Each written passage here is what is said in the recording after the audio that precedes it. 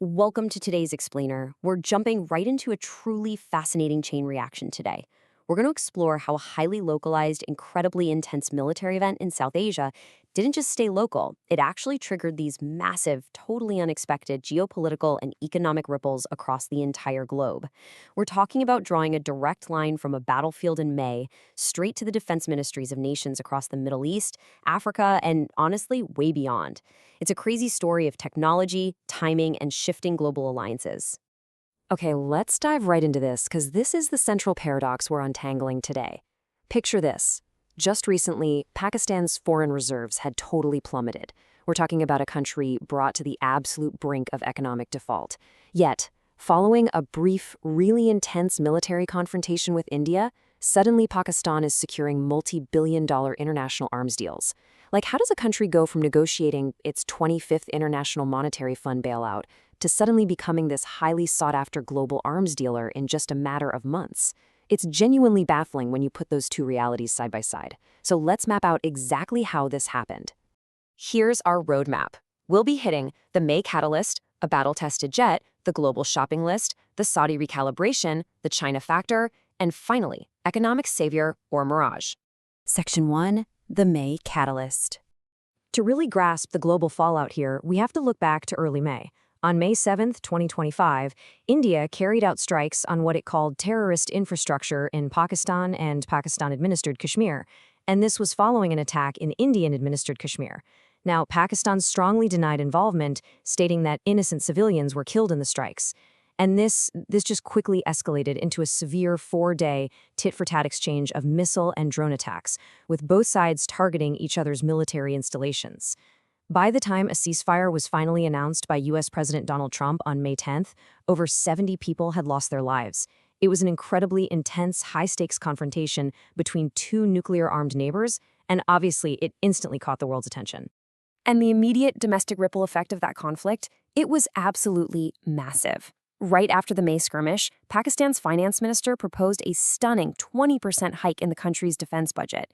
That is an allocation of 2.55 trillion rupees, which is roughly $9 billion US dollars. That's nearly 2% of their entire GDP, literally the most substantial hike they've seen in a decade. But what makes this so absolutely crucial to our story is that Pakistan is doing this while simultaneously asking for their, get this, 25th IMF bailout.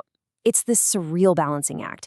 You have a country trying to heavily fund national defense, all while sitting under incredibly strict financial oversight from the IMF.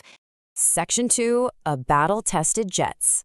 Meet the star of the show, the JF-17 Thunder Block 3. This is a single-engine, fourth-generation multi-role fighter jet. It's jointly developed by the Pakistani Aeronautical Complex and China's Chengdu Aircraft Corporation, with the final assembly happening right in Pakistan. Now, during those May skirmishes, Pakistan asserted that this integrated air combat platform performed spectacularly well. In fact, Pakistani officials credited the JF-17 with destroying a state-of-the-art Indian S-400 surface-to-air missile system over at Adampur. On top of that, they claimed it actually brought down at least one of India's highly advanced French-made Rafale fighters. Now, to be perfectly clear, New Delhi has neither confirmed nor denied that specific claim. But here's what's really interesting. This conflict caused a massive narrative shift. Whether or not the final military balance sheet of the May conflict is contested, Pakistan walked away with something incredibly valuable in the global arms trade, a proven track record. For years, the JF-17 was kind of just seen as a budget-friendly alternative for smaller air forces. But as Assistant Professor Mohammad Shoaib points out here, the May conflict totally rebranded the aircraft. It proved to the world that this jet is actually a credible frontline combat platform that can hold its own in high-intensity conflicts. And that rebranding, that leads us directly to why developing nations are pivoting so hard right now. Think about it. Traditional Western platforms, your jets from the US and Europe, they're highly expensive. But honestly, more importantly, they come with incredibly strict usage restrictions and tons of political conditions.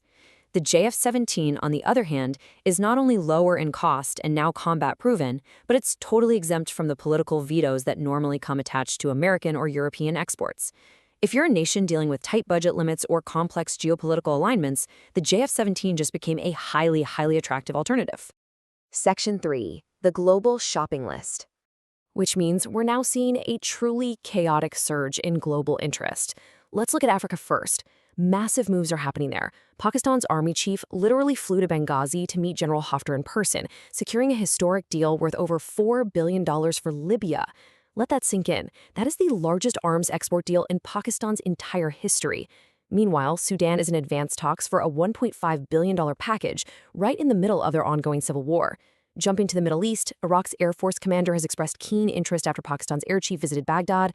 Bangladesh is also actively discussing potential procurement. We are witnessing a major shift here, moving away from limited, small-scale sales into deeply politically consequential defense partnerships. Section 4. The Saudi Recalibration. Now, this represents a massive shift in the region's security architecture. Islamabad and Riyadh recently put pen to paper on a strategic mutual defense agreement. They are committing to treat an attack on one as an attack on both. And how are they actually operationalizing this? Through talks to potentially convert $2 billion of Saudi sovereign loans directly into an order for JF-17s. But wait, you might be wondering why. Saudi Arabia already has top-of-the-line Western aircraft like the F-15. Well, analysts point out that this is a strategic hedge. Following some pretty muted U.S. responses to regional incidents, like the Houthi attacks on Saudi oil facilities, Riyadh's confidence in the U.S. security paradigm is eroding. So Pakistan, with its nuclear deterrent and the shiny new combat-proven jet, is suddenly stepping right in as a major strategic partner. Section 5. The China Factor. But we have to talk about the elephant in the room, and this brilliantly illustrates it. The reality of this aircraft is fascinating. The JF-17 might fly with a Pakistani flag painted on its tail, but the manufacturing, it's split right down the middle. While Pakistan handles about 50%, mostly the final assembly and the airframe structures, the other 50%, which includes the absolute most critical components, like the advanced avionics and the radar systems, are manufactured in China. And what does that mean? It means that for every single one of these global export deals we just talked about, Beijing holds a silent veto power. Any surge in global sales absolutely requires delicate diplomatic synchronicity with China. But you know, this joint ownership actually creates a really unique geopolitical loophole. Analysts are calling it the Pakistani buffer. Think about it. A lot of nations out there actively want advanced Chinese military hardware, but they really want to avoid the direct diplomatic friction and the Western anger that usually comes with buying weapons directly from Beijing. By purchasing the JF-17 through Pakistan, these nations get the cutting-edge Chinese technology they desire, but with a Pakistani label slapped on it. They're effectively using Islamabad as a diplomatic buffer. It's kind of a win-win for those buyers. Section 6. Economic Savior or Mirage. So the crucial point we need to land on is this. Yes, Pakistan is signing massive, historic defense contracts. But their macroeconomic reality, it's incredibly stark. Right now, they are shouldering an external debt of $87.4 billion. Literally, the largest share of their entire national budget is consumed just by debt servicing, just paying the interest. They recently had to secure a $7 billion loan from the IMF, and remember, that's their 25th IMF bailout program.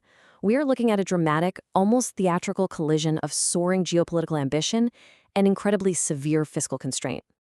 Which makes this context so important when we look at this quote from Pakistan's defense minister, Khawaja Asif. It's incredibly bold. He recently stated that with the success of their weapons industry and this massive influx of orders, Pakistan may not need the International Monetary Fund in 6 months. Now, let's be real. While it is true that these defense exports bring in highly valuable foreign exchange, independent economists view a 6-month timeline as vastly overly optimistic. Arms exports alone, even billions of dollars worth, cannot just magically resolve deep structural economic problems overnight. Let's move on and see how this all builds up to an undeniable physical challenge: manufacturing capacity. We've got these highly ambitious, massive global orders from Libya, Sudan, Saudi Arabia, and more.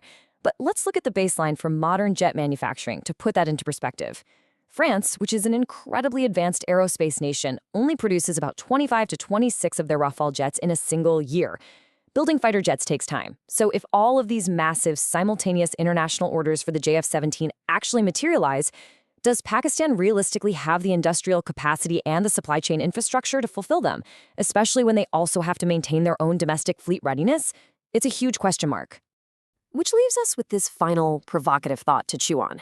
We've seen exactly how a 4-day skirmish completely rebranded a jet, reshuffled global defense ties, and gave Pakistan unprecedented diplomatic leverage. But can a fighter jet truly rescue an entire economy that's weighed down by billions upon billions in debt? Or will the sheer physical reality of manufacturing bottlenecks and supply chain limits prove that these massive global orders are just a step too far? It is a fascinating collision of military success and cold, hard economic reality, and you can bet the whole world will be watching this closely. Thank you so much for joining me for this explainer. I hope this really helped clear up exactly what's going on.